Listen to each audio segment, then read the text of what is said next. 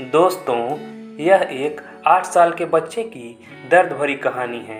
तो कहानी को सुनते सुनते वीडियो को लाइक कर लीजिएगा और अगर आपने मेरे चैनल को अभी तक सब्सक्राइब नहीं किया है तो चैनल को सब्सक्राइब करके बेल आइकन दबा लीजिएगा। तो चलिए स्टार्ट करते हैं। माँ की याद मुझे बहुत ही धुंधली सी है। मैं उन दिनों 8 साल का था। एक शाम माँ के पेट में जोर का दर्द उठा था। वे दर्द से बुरी तरह कराह रही थी। पिताजी पड़ोस में रहने वाले विष्णु काका के साथ माँ को अस्पताल लेकर गए थे। अगली सुबह जब मेरी आँख खुली तो घर में बहुत से लोग जमा थे।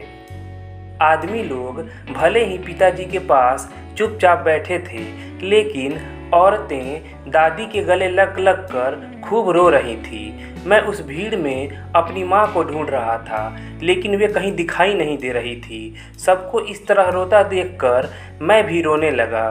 फिर रोते हुए दादी के पास जाकर पूछा, माँ कहाँ है? तो दादी मुझे सीने से लगाकर जोर से रोने लग गई। मेरी समझ में कुछ नहीं आ रहा था। अपने सवाल का जवाब न पाकर जब मैं पिताजी से पूछने बाहर आंगन में गया तो उन्होंने भी बिना कुछ बोले मुझे बाहों में भरकर सीने से लगा लिया। मेरे कुछ कहने से पहले ही विष्णु काका के इशारे पर उनका बेटा दिनेश मुझे उठाकर अपने घर ले गया। वहीं उसने मुझे नाश्ता करवाया और कई घंटों तक बैठाए रखा। उसके बाद तो कई दिनों तक घर में अक्सर लोगों का आना जाना लगा रहा, लेकिन माँ लौट कर नहीं आई। फिर कई दिनों तक माँ का इंतज़ार कर कर और उनके बारे में सवाल पूछ पूछ कर भी जब मैं कुछ जान नहीं सका तो मैं अक्सर जिद करने और रोने लगा।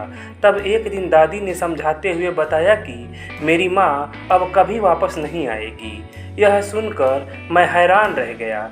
मुझे बिना बताए मुझे यहाँ छोड़कर माँ कैसे कहीं जा सकती है? मेरे इस प्रश्न के उत्तर में दादी हर रोज़ एक नई कहानी सुना देती। हर रोज़ उनकी कही नई बात, नई कहानी से मुझे यकीन हो चला था कि माँ अब लौट कर आने वाली नहीं। उन दिनों मैं जब कभी भी रोते हुए कहता कि मुझे भी माँ के पास जाना है तो दादी या पिताजी मुझे प्यार से गले लगा कर कहते, बच्चे वहाँ नहीं जा सकते, तभी तो माँ अकेली चली गई है। उन दिनों मैं बड़ी ही अजीब मनोस्थिति से गुजर रहा था। मेरी समझ में कुछ नहीं आता था। बस कभी माँ पर और कभी रोज़ रोज़ नई कहानियाँ सुनाने वाली दादी पर मुझे रह रह कर गुस्सा आता था। मैं दिन भर खिंचता, चिड़चिड़ाता, जिद करता और रोता रहता। उधर पिताजी भी बहुत परेशान व उदास रहने लगे थे, क्योंकि वे तो बड़े थे। माँ फिर भी उन्हें साथ लेकर नहीं गई थी। पिताजी से कुछ पूछने कहने की हिम्मत ही नहीं होती थी। वैसे वे घर पर ज़्यादा रहते ही कहाँ थे। सुबह से देर रात तक काम के सिलसिले में घर से बाहर ही रहने लगे थे। दिन भर चारपाई पर बैठकर माँ पर हुक्म चलाने वाली दादी पर एकाएक घर का सारा काम आ पड़ा था। दादी को वैसे भी जोड़ों के दर्द के कारण उठने बैठने में बहुत परेशानी होती थी। ऐसे में विष्णु काका की छोटी बहन गीता दादी की मदद को आ जाया करती थी। धीरे धीरे वह मेरे भी सारे काम करने लगी थी। मुझे स्कूल से लाना, खाना खिलाना, मेरा होमवर्क करवाना वगैरह वगैरह। उन्हीं दिनों उसने बीए की परीक्षा दी थी। वह मुझसे इतनी बड़ी थी, फिर भी मैं उसे गीता ही पुकारता था, क्योंकि दादी उसे गीता बुलाती थी। किसी से कोई रिश्ता जोड़ने की मेरी तब उम्र ही नहीं थी। दादी अक्सर मुझे टोकती, पर मैं दादी की उन दिनों सुनता ही कहाँ था। हाँ, गीता जरूर मेरी बात सुनकर हंस दिया करती थी। धीरे धीरे गीता ने घर का लगभग सारा काम ही संभाल लिया था, क्योंकि दादी के जोड़ों के दर्द ने उन्हें चारपाई पकड़वा दी थी। मैं तब क्या जानता था कि मेरे ही घर में क्या चल रहा है, नियति मेरे साथ क्या खेल खेल रही है। दशहरे की छुट्टियां थी। मैं अपने मामा के घर गया हुआ था। छुट्टियों में मैं अक्सर माँ के साथ उनके घर जाया करता था। उस बार मामा स्वयं मुझे लेने आए थे। 4 दिनों बाद पिताजी के साथ जब मैं घर लौटा तो देखा कि गीता घर में सुंदर गोटे किनारी वाला सूट और ढेर सारे गहने पहने, बालों का जूड़ा बनाए आंगन में दादी के पास बैठी उनके पैरों की मालिश कर रही है। गीता उन सब चीज़ों में बहुत सुंदर लग रही थी। मैंने शरारत से मुस्कुराते हुए उसके पास जाकर पूछा, गीता, क्या तुम्हारी शादी हो गई? तभी दादी ने मुझे प्यार से अपने पास खींचते हुए कहा, गीता नहीं, माँ कह। अब यह गीता नहीं, तेरी माँ है। अब यह यहीं रहेगी तेरी देखभाल के लिए। इतना सुनते ही मुझे जैसे बिजली का करंट सा लगा। पिताजी ने रास्ते भर मुझे कुछ नहीं बताया था। मैं अपने जीवन में आए इस परिवर्तन को पचा नहीं पा रहा था। आंखों में आंसू लिए घर के अंदर भागा तो वहाँ दीवार पर माँ की तस्वीर की जगह पिताजी और गीता की मुस्कुराती हुई तस्वीर टंगी थी। अब मेरे पास किसी से कुछ पूछने को बचा ही क्या था। मैं समझ गया कि इन तीनों ने मिलकर मुझे घर से दूर भेजकर यह खेल खेला है। मेरी डुलाई फूट पड़ी, गाल आंसुओं से भीग गए। मैं घर से भागा और भागता चला गया। मुझे कुछ सूझ ही नहीं रहा था। आखिर हार कर पेड़ के नीचे बैठ घुटनों में सिर देकर रोने लगा और देर तक बैठा रोता रहा। जल्दी ही पिताजी मुझे ढूंढते हुए वहाँ आ गए। वे चेहरे से बहुत दुखी लग रहे थे। मैं चुपचाप उठकर उनके साथ चल दिया। मेरे पास और कोई रास्ता भी तो नहीं था। उनके साथ न जाता तो उस उम्र में अकेला कहाँ जाता। मैं घर तो आ गया, लेकिन अब मेरे जीवन में परिवर्तनों का सिलसिला शुरू हो गया था। हर रोज़ कुछ बदल रहा था। माँ के बाद पिताजी के साथ सोने वाला मैं अब दादी के साथ सुलाया जाने लगा था। दादी के पास मुझे नींद नहीं आती थी। अगर कभी जिद करके पिताजी के पास सो भी जाता तो भी सुबह उठता दादी के ही कमरे में था। गीता, जिसे मैं माँ कभी न कह सका, उसका दखल अब घर में ज़्यादा हो गया था, जो मुझे बिल्कुल अच्छा नहीं लगता था। गीता जितना मेरे पास आने की कोशिश करती, उतना ही मैं उससे दूर होता जा रहा था। बचपन का भोला मन पता नहीं क्या क्या सोचने लगा था। सही और गलत का विवेक उस उम्र में था ही नहीं। मैं परिवार में सबसे कटा कटा अपने में ही गुमसुम सा रहने लगा था। दादी की बात बात पर मुझे गीता की तरफ धकेलने की कोशिश मुझे दादी से भी दूर करने लगी थी। पता नहीं क्यों मुझे लगता था कि मेरी देखभाल तो मात्र बहाना है। गीता दरअसल हमारे पूरे घर और घर के लोगों पर कब्जा करना चाहती है। मेरी देखभाल तो वह पहले भी करती ही थी। इसके लिए उसे पिताजी के साथ शादी करने की क्या ज़रूरत थी। मेरा मन दुनियादारी, रीति रिवाज, रिश्तों के ताने बाने जैसी बातों को समझने को तैयार ही नहीं था। गीता हमारे घर में सब पर अधिकार जमाने और मुझे पिताजी से छीनने आई है, यह बात मेरे मन में कहीं गहरी बैठ गई थी। उस पर लगा सौतेली होने का ठप्पा मुझे ठीक से कुछ सोचने ही नहीं देता था। स्कूल में दोस्तों से सुनी जा रही सौतेली माँ की कहानियाँ, बातें और ताने मेरे मन में गीता के सौतेलेपन को कठोर बनाते जा रहे थे।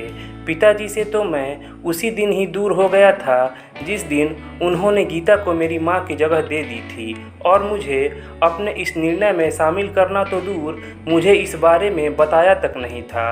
वैसे बीते इतने वर्षों में मुझे कई बार लगा कि पिताजी मुझसे बहुत कुछ कहना चाहते हैं। वे अपनी स्थिति स्पष्ट करना चाहते हैं या शायद अपनी मजबूरियां मुझे बताना चाहते हैं, लेकिन कह नहीं पाते।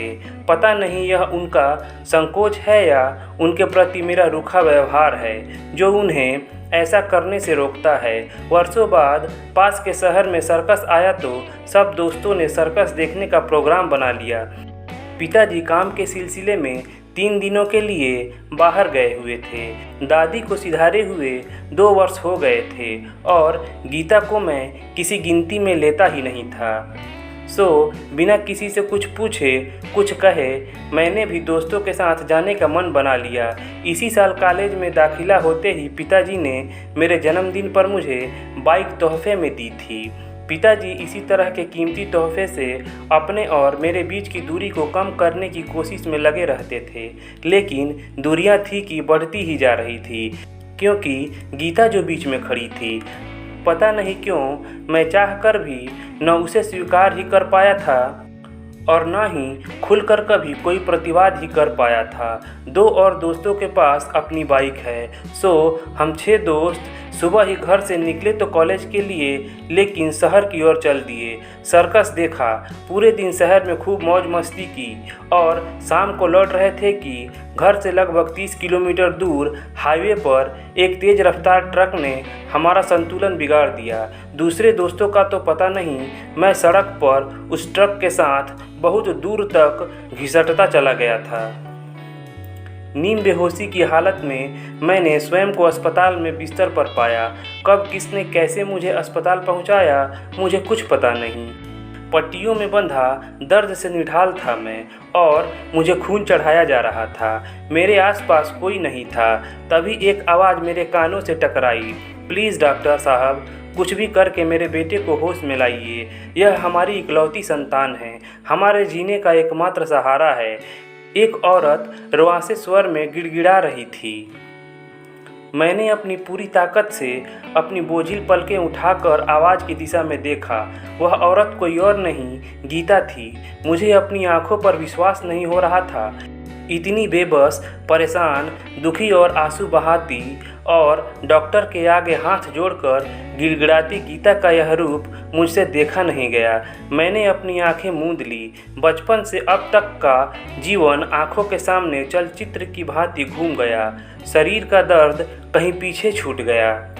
दिल में एक टीस सी उठी। मुझे अपने जीवन का एकमात्र सहारा अपनी इकलौती संतान कहने वाली को मैंने तो कभी माँ का दर्जा ही नहीं दिया। मन आत्मग्लानि से भर गया। शायद किसी दोस्त, राहगीर या पुलिस ने घर पर खबर दी थी।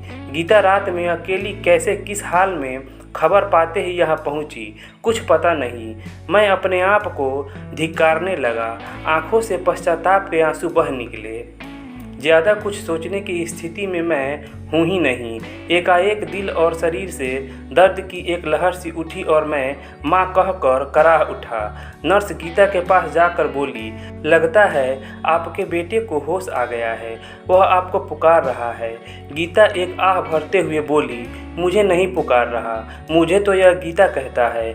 आप तो कह रही थी कि यह आपका इकलौता बेटा है, नर्स ने हैरान होते हुए पूछा। उत्तर में वह कुछ नहीं बोली। क्या कहती, क्या समझाती वह उस नर्स को। नर्स ने भी कुछ और नहीं पूछा। वर्षों से हर रोज़ नए नए मरीजों की देखभाल में लगी रहने वाली नर्स के पास उनके जीवन में झांकने का समय ही कहाँ होता है। नर्स कंधे उचकाते हुए बाहर चली गई। मैंने एक ममतामयी स्पर्श माथे पर महसूस किया, जिसके लिए मैं वर्षों से तरस रहा था, जो मेरे पास था, लेकिन मैं ही उससे दूर भागता रहा। उस स्पर्श में जादू था जो धीरे धीरे मेरे दर्द को सुलाकर मेरी चेतना जगा रहा था। सुबह जब ठीक से होश आया तो पिताजी मेरे सामने खड़े थे। मुझे जागा देखते ही उनके अंदर मेरे प्रति वर्षों से जो आक्रोश दबा था वह फूट पड़ा। यह वर्षों से चली आ रही इसकी जिद, इसकी मनमानी का ही नतीजा है। किसी को कुछ समझता ही नहीं। अरे माँ सौतेली है, लेकिन बाप तो तेरा अपना है। लेकिन नहीं जी, गुस्से में वे और भी न जाने क्या क्या बोलते जा रहे थे। गीता पिताजी को चुप कराती हुई बोली, देख नहीं रहे बेटा कितनी तकलीफ़ में है, ऐसे में गुस्सा करना ज़रूरी है क्या? बच्चा है, मन हुआ तो दोस्तों के साथ चला गया। सारी गलती तो उस ट्रक वाले की है और तुम आज भी इसकी वकालत कर रही हो, जबकि यह तुम्हें किसी गिनती में लेता ही नहीं। बेटा बेटा कहते तुम्हारा मुँह नहीं सूखता है। एक यह है जिसने तुम्हें कभी। पिताजी अपना वाक्य भी पूरा नहीं कर पाए थे कि मैंने माँ कहते हुए गीता का हाथ पकड़ लिया। मेरी आंखों में पश्चाताप के आंसू थे। माँ और पिताजी की आंखें भी नम हो आई। मैं आगे कुछ बोल ही नहीं पाया। मेरे आंसू सब कुछ कह गए थे। पिताजी फौरन बाहर चले गए। शायद अपनी आंखों में आए खुशी के आंसुओं को वे किसी को दिखाना नहीं चाहते थे। गीता ने मेरे आंसू पोंछते हुए मेरा माथा चूम लिया। दोस्तों, अगर कहानी अच्छी लगी हो तो प्लीज़ लाइक कर दीजिएगा और चैनल को सब्सक्राइब कर लीजिएगा और कमेंट्स करके ज़रूर बताइएगा। चलिए मिलते हैं अगले कहानी वाले वीडियो में। धन्यवाद।